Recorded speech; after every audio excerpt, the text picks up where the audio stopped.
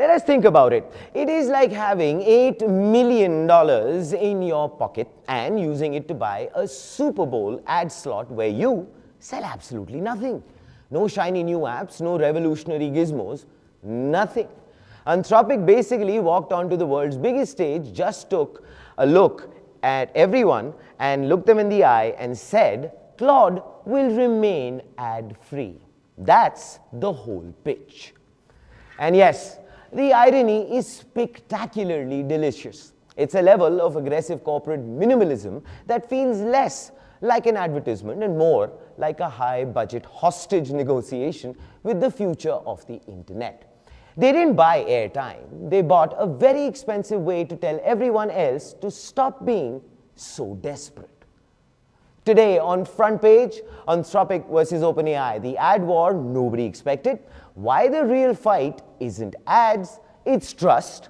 If you are ready, let us begin. But first, of course, hit that button, share, and please subscribe because that's the only way you stay ahead of the narrative.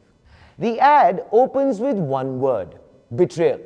A man asks an AI chatbot for advice. The response starts thoughtful, empathetic, human. Then it derails. Suddenly, the advice becomes an ad, a cougar dating service, height-boosting insoles. The joke lands immediately. This is what happens, Anthropic is saying, when ads enter your AI conversation. They never say ChatGPT. They never say OpenAI. But honestly, they don't really need to. This was broadcast weeks after OpenAI confirmed the leak. Ads are coming to ChatGPT's free and lower tier plans. There was a big, bold bullseye, which was painted on the backs of, well, you know who, and the shot was fired and how. AI chatbots aren't social networks. We use them to confess.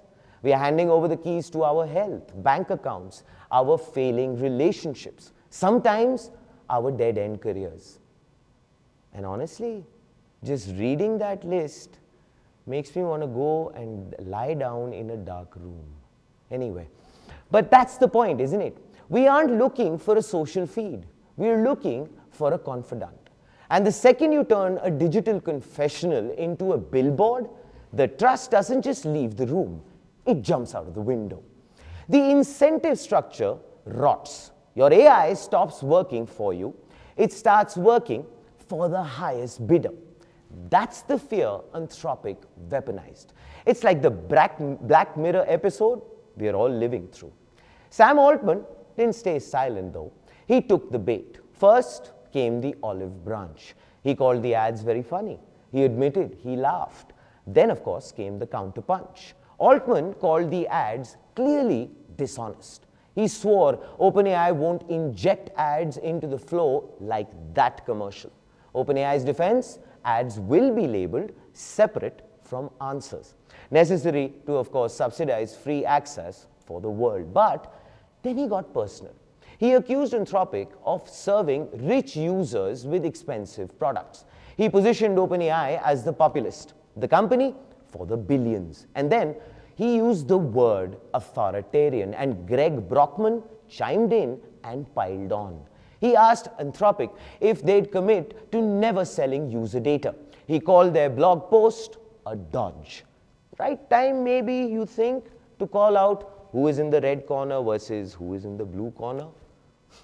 But then, of course, Anthropic, it seems, was only warming up with the ads as they went on to emphasize capability. Enter Claude Opus 4.6. So if you thought this is a polished update, think again. It is actually a complete structural rebuild. Stronger agentic coding, longer autonomous tasks, and a million token context window, which is the first for Opus class models, by the way. The benchmarks are delivering a standing ovation. Top scores on Terminal Bench 2.0, beating GPT 5.2 on economically valuable work. So I guess Anthropic is saying we can be smarter and cleaner, but then OpenAI was not, of course, going to take this lying down. They responded with GPT 5.3 Codex. Codex is no longer just a coding body. It's actually a general agent, which does research, uses tools, and operates your entire computer. OpenAI even admitted something that's very frankly a little unsettling. Their latest system is actually training and debugging itself. So ladies and gentlemen, we've officially reached the point where the snake is eating its own tail, not disturbing at all.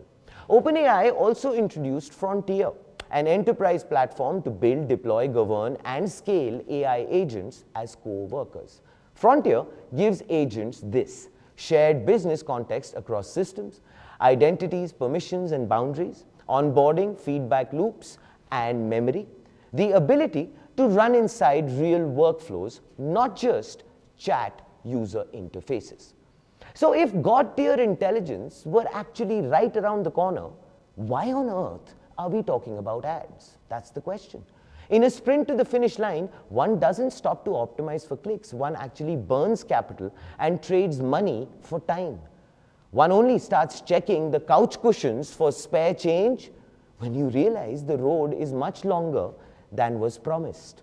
The hardest problem right now isn't actually smartness or intelligence. It's the staggering electricity bill.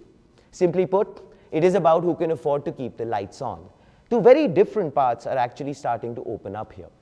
Anthropic is positioning itself as the very quiet, high-end library, if you may, where you can actually think, while OpenAI is turning it into a chaotic, neon-lit, digital Times Square. And yes, it is time to pick a side. Because at the end of the day, your data is the price, and everyone is trying to figure out how to put a price tag on your privacy. Ladies and gentlemen, that's Front Page by AIM Network. Like, share, subscribe, and always remember, think AI, think AIM.